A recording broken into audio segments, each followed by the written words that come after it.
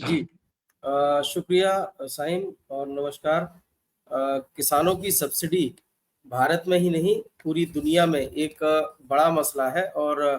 ये जो मुद्दा है इसको लेकर पूरी दुनिया में चाहे विकसित देश हों या विकासशील देश हों, उन सभी में एक बात की पर मंथन सबसे ज़्यादा चलता है कि आखिर किसानों को ज़्यादा से ज़्यादा सपोर्ट सरकार कैसे दे। ये अपने आप में एक बड़ा यक्ष प्रश्न है और भारत जैसे देश जो बड़ी आबादी वाले देश हैं, उनमें अगर हम देखें तो किसानों की सब्सिडी सरकार चाहती है क्योंकि हम एक वेलफेयर स्टेट हैं, कल्याणकारी राज्य हैं और ऐसे में कल्याणकारी राज्य का अर्थ ही यही होता है कि सरकार या सरकार से जुड़े जितने भी अंग हैं, वे अपने मौद्रिक या आर्थिक लाभ को दरकिनार कर सामाजिक हित को ज़्यादा ध्यान में रखें और चूँकि किसान सबसे महत्वपूर्ण कड़ी है हमारे देश के सामाजिक ताने-बाने की, उसमें किसान को सबसे ज़्यादा से ज़्यादा सपोर्ट कैसे पहुँचाया जाए, इसको लेकर हम लगातार कोशिशें कर रहे हैं। आज़ाद भारत में इसके लिए बहुत बड़े पैमाने पर प्रयास किए गए हैं। अब एक जो नया कांसेप्ट 2014 से देश में शुरू हुआ है, वो है सीधे बैंक खाते में, चाहे वो किसान हो या कम आय वर्ग के लोग हों या श्रमिक हों, पेंशनभोगी हों, इन सभी की जो भी सहूलियतें हैं, जो भी वित्तीय सहायता है, वो सीधे तौर पर उनके बैंक खाते में जमा की जाए। ये एक बहुत ही क्रांतिकारी कदम था और इसने जो इसमें लीकेजेस होते थे, यानी किसी भी तरह की वित्तीय सहायता को सरकार से चलकर, सरकारी खजाने से निकाल कर और लाभार्थी की पॉकेट तक पहुँचाने तक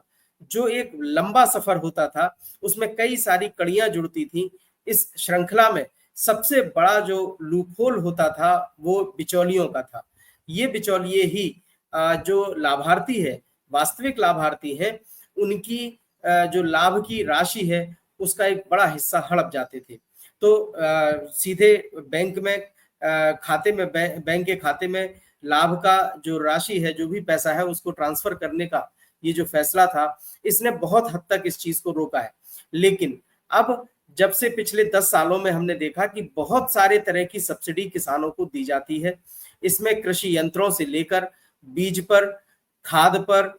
ऊर्जा यानी बिजली पर और सिंचाई, ये जो सभी प्रमुख कंपोनेंट हैं खेती के, उन सभी में जो है इस तरह की सब्सिडी जो दी जाती है, उसमें अगर हम देखें तो ये सब्सिडी सीधे तौर पर किसान को दी तो जाती है, लेकिन ये पैसा जाता है उस कंपनी के खाते में या उस पक्षकार के खाते में जो वो तकनीक या जो सहूलियत उस किसान को मुहैया कराता है। फर्ज करें हम एक थोड़ी अगर उदाहरण के तौर पर देखें तो पीएम कुसुम योजना में किसानों को सोलर पंप दिया जाता है, जिसकी बाजार कीमत कम से कम मान लीजिए अगर किसी किसान को 5 हॉर्स पावर का सोलर पंप दिया जाना है और उसकी बाजार कीमत कम से कम 2.5 से 3 लाख रुपए है। वो सोलर पंप उस किसान को 1 सवा लाख रुपए में दे दिया जाता है। जो अतिरिक्त राशि ये जो बचती है, वो उस कंपनी को सरकार किसान की सब्सिडी के रूप में दे देती है। अब इस मामले में भी हमने देखा पिछले 10-5 सालों में, खास तौर से 7-8 सालों में जब से ये सब स्कीम्स शुरू हुई हैं, कि कंपनियों ने अपनी मनमर्जी शुरू कर दी। ना तो किसानों को उस विकल्प को मुहैया कराया जाता है जिससे कि वो अपनी मन मर्जी की कंपनी को चुन सकें। हालाँकि कागज़ों में ये सारा काम होता है। किसान के सामने एक लिस्ट रख दी जाती है, वो ऑनलाइन होती है, वो अपनी पसंद की किसी भी कंपनी से प्रोडक्ट खरीद सकता है। ये कंपनीज़ जो है हर राज्य में लिस्टेड होती हैं, उनकी एक सूची तैयार रहती है, सरकार उन्हें अपने पैनल में शामिल करती है और उन कंपनियों को जो है वो किसान उनमें से किसी को भी चुन सकता है। लेकिन ये जो चयन का काम है और कंपनी द्वारा किए गए जो दावे हैं कि वो किसान को जो भी चीज़ मुहैया करा रहे हैं, सपोज़ जैसे सोलर पंप दिया जा रहा है, तो उसकी आफ्टर सेल के बाद जो सर्विस होती है, वो किस-किस तरह से मुहैया कराएगी, इन सबका एक बाकायदा करार होता है। लेकिन इतने लूपहोल्स अब इस पूरी प्रक्रिया में हो चुके हैं कि ना तो किसान को उसकी रसीद दी जाती है, ना किसान को जो कंपनी ने दावे किए हैं सुविधाएँ मुहैया कराने की, वो सुविधाएँ दी जाती हैं और किसान के पास ना तो इतना समय होता है, ना ही इतनी जानकारी होती है कि उसके साथ जो कुछ भी छल हो रहा है या जो उसके साथ चीटिंग हो रही है, उस चीटिंग की वो कहीं शिकायत कर सके। अगर शिकायत कर भी दी जाती है, तो उसका तंत्र बहुत कमजोर होता है, सुनवाई का तंत्र बहुत कमजोर होता है, इसलिए किसान की बात कहीं सुनी नहीं जाती है। तो ये खामियां हैं। तमाम खूबियों के बावजूद, योजना में तमाम खूबियों के बावजूद ये जो खामियां सामने आ रही हैं, ये इन सभी स्कीम्स को जो है वो नाकाम साबित कर देती हैं और सरकार तक ये सारा फीडबैक पहुंचता है। तो ऐसे में अब सरकार ने यही तय किया है कि हालांकि ये तय अभी नहीं हुआ है उस तरह से, लेकिन बहुत गंभीरता से, बहुत व्यापक पैमाने पर इस चीज को लेकर विचार विमर्श हो चुका है। इसका एक तरीके से फाइनल ड्राफ्ट तैयार किया जाना है कि आखिरकार किसान को जितनी भी तरह की सहूलियतें चाहिए हैं, उन सभी सहूलियतों में से सरकार अपनी तरफ से कितना पैसा मुहैया करा दे, जिससे कि किसान उस पूरी अपनी खेती की जो प्रक्रिया है उसको आसानी से पूरा कर सके और उसको किसी तरह से किसी बाजार की ताकतें जो होती हैं उन पर निर्भर न रहना पड़े, न सरकारी अधिकारियों के रहमो करम पर उसे अपनी खेती करनी पड़े। ये सरकार की मंशा बिल्कुल साफ है। अब इस मंशा को सरकार पूरा कैसे करे, ये एक बड़ा सवाल है और इसके लिए एक बहुत बड़ी कवायद जो है वो पूरे देश में चलाई जा रही है।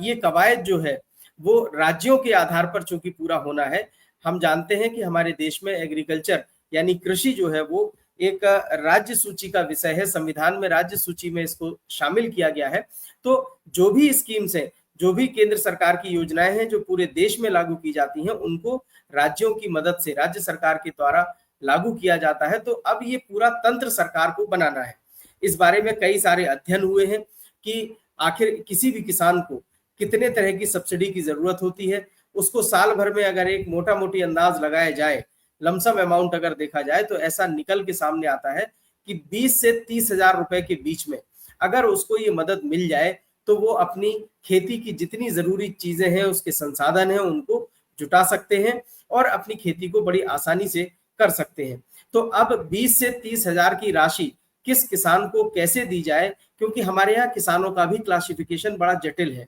हमारे देश में कुल किसानों की जो आबादी है, टोटल आबादी में अभी भी वो 60% तक की हिस्सेदारी रखते हैं कई राज्यों में, और इनमें लघु एवं सीमांत किसान जो हैं, जो मार्जिनल फार्मर्स हैं, जिन्हें मानक के आधार पर 2 हेक्टेयर तक का रकबा जिनके पास में है, उनकी हिस्सेदारी इन किसान वर्गों में जो है वो 75 से 80% तक है। तो अब सबसे बड़ा जो सरकार के लिए चैलेंज है वो यही लघु एवं सीमांत किसान है, क्योंकि तरक्की की इस दौड़ में और सरकारी योजनाओं में जो सब्सिडी है या उन योजनाओं का लाभ है, उस लाभ को लेने की आपाधापी में यही छोटे किसान पीछे छूट जाते हैं और सरकार के लक्षित वर्ग यही किसान होते हैं। लेकिन चूंकि व्यवस्थाएं ऐसी बनी हुई हैं कि उन व्यवस्थाओं की जटिलताएं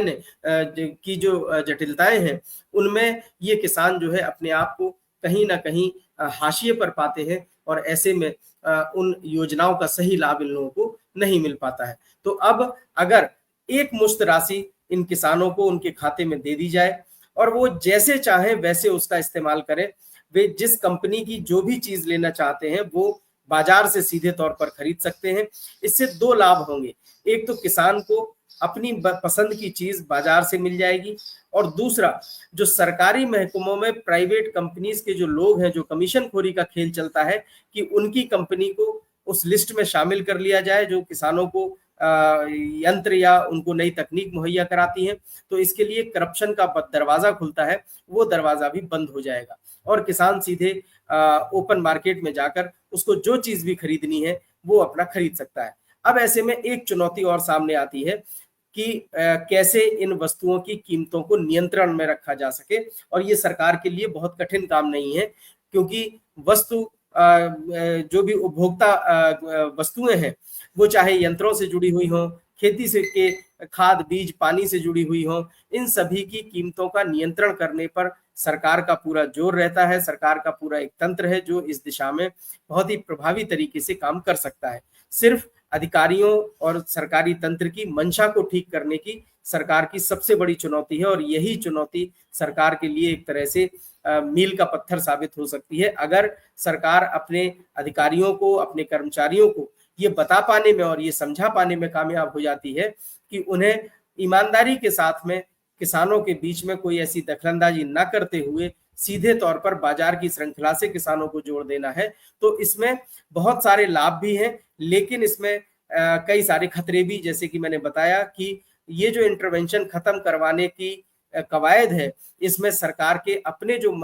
अधिकारी वर्ग के लोग हैं, उन्हीं की दिक्कतें सामने आती हैं, वही रोड़ा बनते हैं, क्योंकि वो नहीं चाहते हैं कि किसी भी तरह से ये जो एक नेक्सस है वो टूटे और ये जो शिकंजा उनकी तरफ से किसानों पर और कंपनियों पर कसा जाता है वो शिकंजा ढीला पड़े। तो ये एक बड़ा चैलेंज है सरकार के सामने, ये चुनौती भी है और इस चुनौती को सरकार ने बहुत ही बखूबी जो है इसको लिया है कि कैसे इससे निजात पाया जाए। तो मुझे लगता है कि आने वाले समय में, यानी 2029 के पहले हो सकता है 2027, 29 में बहुत आगे की बात कह गया हूँ, 27 में जबकि उत्तर प्रदेश में विधानसभा चुनाव होगा, उसके पहले कोई इस तरह का क्रांतिकारी कदम सरकार उठा ले, जिससे कि उसको कई सारी सैकड़ों दर्जनों योजनाएं ऐसी हैं जो किसानों के लिए चलानी पड़ रही हैं, उन सभी योजनाओं के बजाय सिर्फ एक योजना के माध्यम से सरकार जो है वो किसानों तक सब्सिडी की राशि पहुंचा दे।